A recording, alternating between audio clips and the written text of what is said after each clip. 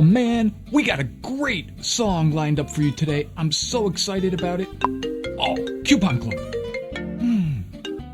Hello? Hi, Bruce. Yeah. Jacob here from Intercoastal Coupon USA Limit of America and beyond. How you doing today? I'm doing good. Fantastic. Well, unfortunately, not to be a downer, but your free cantaloupe has been lost in transit and will not be arriving to you permanently. What? Yes, that's correct. Permanently. Now, you have a wonderful day. And we're going to get a great look at this wonderful tune, Polka Dots and Moonbeams. Now, check out how you can get more videos like this one. Just navigate to Bruce Grigori Video on Demand. When you get to the site, you can browse videos in a wide variety of categories. Each video covers a different topic and has bonus content and supporting documentation. There's even a free trial option. Don't forget to use your promo code to get a discount off your first purchase. And the link for that promo code is in the description down below.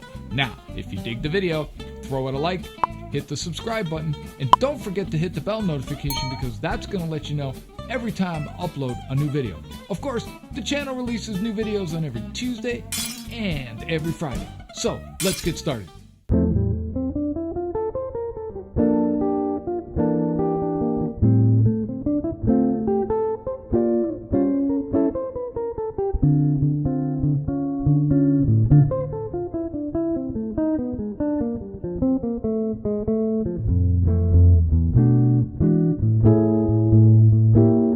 Dig it! Polka Dots and Moonbeams. Man, this is just a fun tune. Of course, one of the famous recordings of it is Wes Montgomery, but of course you cannot leave out Joe Pass's solo version, and that's kind of how I played the tune. Now, one word about this tune. It's not a complex one. It's in F, and it kind of is a up-tempo ballad. That's kind of how I play it. And what I did with this tune is create a solo arrangement. Now, one of the things I want to point out, the solo arrangement is not transcribed for this particular tune because I have my own arrangement on the beginning of this tune and my own ending and some nuances. And that's one thing that I want you to draw from in this particular lesson, which is a little bit different than some of the lessons I've done before. This time, I kind of want to hand the baton to you and see that you can take some of this. If you want to transcribe it on your own, that's fantastic. I think it's a really good way because there's some different parts that I took from other players that I really enjoy watching them play. So at the beginning, I'm going to walk you through kind of what it goes like. I had this one part where I did a chord melody at the beginning.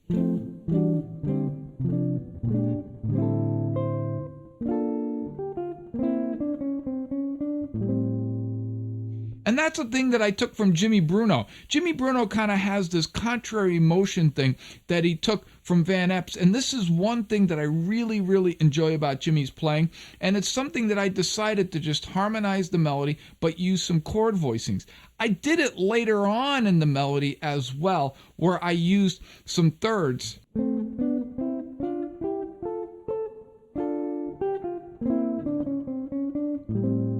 And that takes me to that A minor 7 again. So it's just two different approaches. One thing I can say to you when it comes to playing intros, they're really your own, they're personal. So there's not a lot of ideas that are out of target. In fact, Joe Pass will play rubato and do intros for almost half the song. It was really just part of his style, and that's the way he did it. Now, the other thing I did is I messed around a little bit when we get to that D minor and D augmented.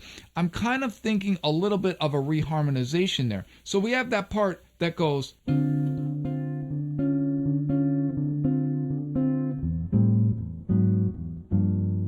And that's taking us or approaching us back to F with that G minor 7 to C7. However, we can think of that D minor as a B flat major. And then what we can do is we can think of that B flat major as a B flat minor. So we can create that contrast there, which is really fantastic. And I mess around a little bit with it. I create this. And then I almost think of it as an E flat 7 because we know E flat 7 and B flat minor 7 are the same chord. But I can think of it this way. I I can even take it as an approach chord and think of it as B minor 7 flat 5 to B flat major to B flat minor. And then I've got all this chromatic motion. That's a really great thing about this tune that we can mess around with a lot, particularly when it comes to blowing on it. Now, the other part is when I get to that turnaround and the first part of the A, it does. And I use two different forms of contrary motion there. One is a basic 2-5, but I'm using a tritone sub, so I'm using A flat and G flat. So I'm basically trying to harmonize this line. And then back to 1. So how that works is, if I'm harmonizing this particular line, and it's pulling me back to the third, but it doesn't really matter if it's pulling me back to the third because I can play anything on that resolution chord I want.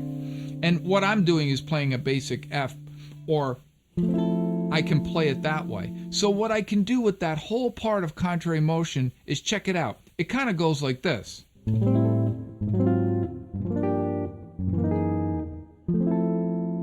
So you should be able to hear the chords descending, but the melody ascending.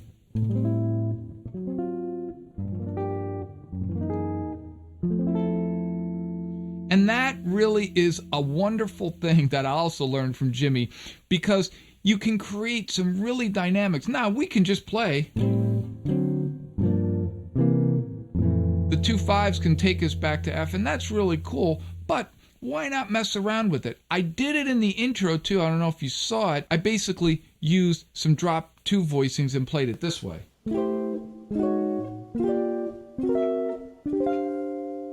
And all that is are 2-5s. 3-6, 2-5, back to 1. It's a really, really great thing. Now, one thing I'm going to say to you is, really think about some of the chord voicings you're using on this tune. And one of the things about playing solo like this is you don't really want to search around for the particular kinds of notes you're playing. If you noticed in the solo section of the tune, I'm using that F major 7. Right there, I have that F major 7, or that F scale right there. I'm going to D, same chord, and I can alter it.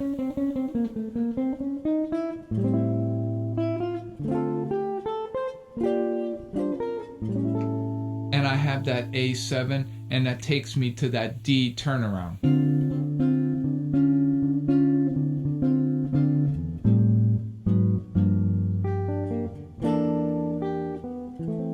So all of the chords, or all the melodies I'm playing within this, is particular right to the chord voicings I'm using, which is one of the things that's really important, is knowing your chord voicings, knowing how they interact with the scales that you're playing, but also thinking about the melodies versus thinking only scale playing. Now, I know I talk a lot about scales. I think are really important to know, but it's really important in a tune like this to use your ears and play different kinds of things around it. So if I was playing,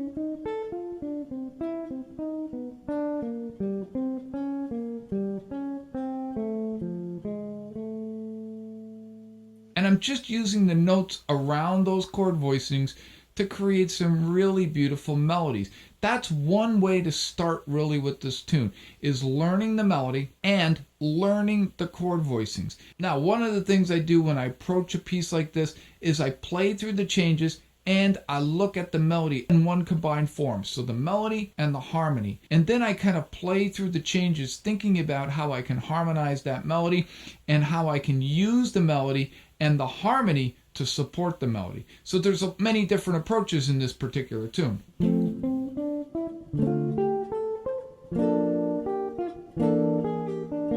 I can go.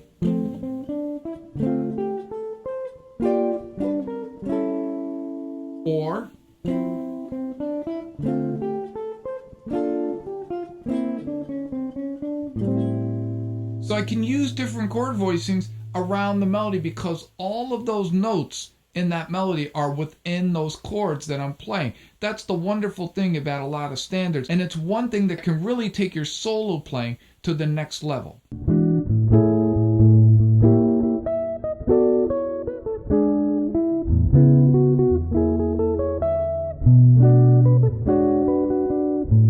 So we have the intro that I kind of walk through, and then I have the melody that I'm harmonizing. And one of the approaches I used on this particular format of the tune is one that I use a lot, particularly if I'm playing with another player or within a band. I soloed over the A section only, and the contrast is I brought it to the bridge and I only played the melody over the B section. Of course, I could solo over the B section too, but when you're playing a tune that's a ballad like this, you don't want to take a ton of choruses. It's about the experience of playing the tune. So I played the bridge and then I bring it back to a solo on the A section like this.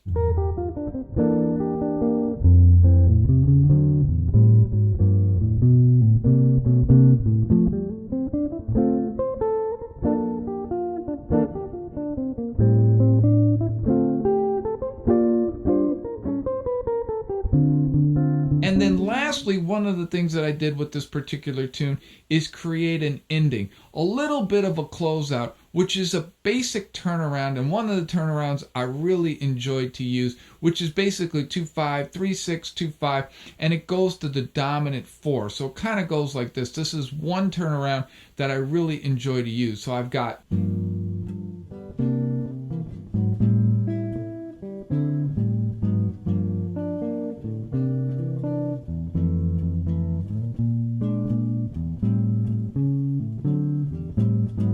And the thing I like about it is it brings me back to 2-5. I can go 3-6 again and close it out.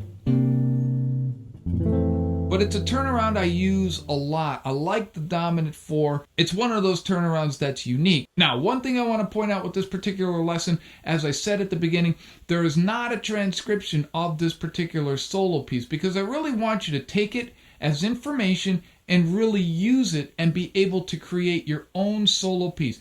One of the things that I'm frustrated with when it comes to learning the guitar, particularly learning jazz, is that you would have players that would either over-transcribe something really way beyond your playing level, or they wouldn't transcribe something at all, and it also was way above your playing level.